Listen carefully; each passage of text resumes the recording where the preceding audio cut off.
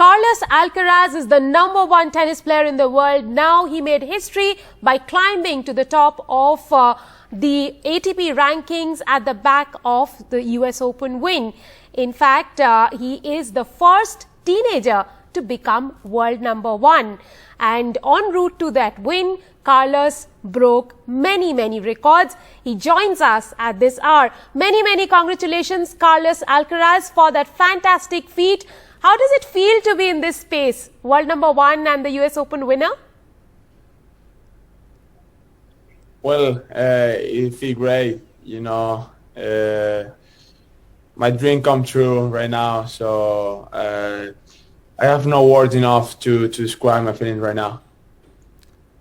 Carlos, tell us about your celebrations. We saw you laying down flat on your back, those pictures on the screen, and then you positioned yourself in a fetal position. Very unique kind of celebration. Tell us a little bit about that on the pitch and on the corner of it. I just had a dinner with family, friends, my team, and yeah, we had a great time together. I mean, music, a little bit of dance, with them singing. So we had a great time together, but it was not too much. Well, Carlos, after 2003, this was the first time in a men's singles championship match at a Grand Slam. Both players were competing for the top spot, and that was the year you were born. Crazy, this something that you can find all the time, watching a match that both players are fighting for the #1 of the world in a final of a Grand Slam. So it's something special that I will remember for the rest of my life, and of course, yeah, it was a pretty tough match, and the nerves were there. I was fighting for a lot of things in that final, but of course it's something special.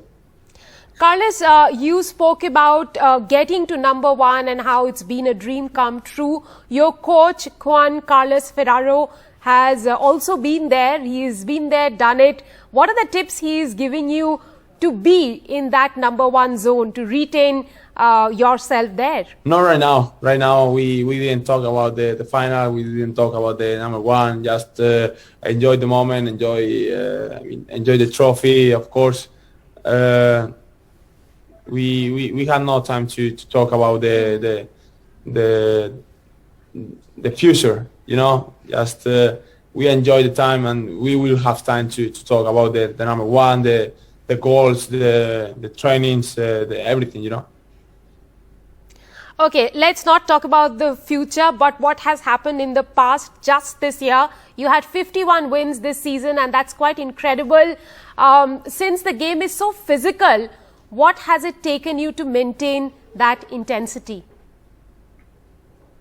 Well, practicing every day, at 100%. I think practice makes perfect, and of course, practicing at your 100% every day, giving all you have in every practice, help you to stay at the same level for a year, for a whole year. And yeah, I would say that the practice is the key. Now, you had beaten Nadal and Djoko on clay on successive days in Madrid this year, and probably the only man who's been able to do so. How was it doing something special like that? Well, this moment was really special for me, meant a lot to me. Beating Rafael and Djokovic in Madrid was unbelievable. Madrid, I think, was my first tournament as a spectator. I think I went to watch the Madrid Open when I was 7 or 8 years old, and yeah, at 19 years old, playing there, beating Rafa, my idol, beating Djokovic, #1 of the world, in an epic match in front of all my crowd. It was really, really special moment for me. Well, you are called the baby Nadal, and there are obvious references to your compatriot.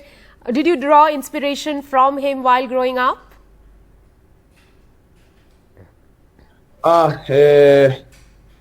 Yes, of course, of course. I mean, Rafa inspires a lot of people, a lot of players around the world, and I'm one of them. Carlos, that's a very sweet thing to say, but we'll have to talk a little more about the US Open win. Would you say it's special because many are saying that you did it in the Rafael Nadal way, surviving 7 best-of-5 matches, and that is no mean feat. Yeah, I mean, playing a Grand Slam is not easy. To play the best of 5 sets, everybody can get up in the bad moments. You know, it's a really, really long match, and you have to be focused during a lot of time. You know, and of course, this if you want to be a Grand Slam, you have to beat great players, win an epic matches, 5 sets, 4 sets. So you have to know that to be able to win a Grand Slam. Now, Carlos, you took up a tennis racket at the age of 4, became a pro at 15. What made you take up this particular sport? My father gave me my first racket. He was a tennis player, and he played around Spain and international a little bit as well. So he gave me my first racket. And what is it that you like beyond tennis? I don't know, an athlete. I don't know what a sport, maybe golf, football, I don't know, but an athlete.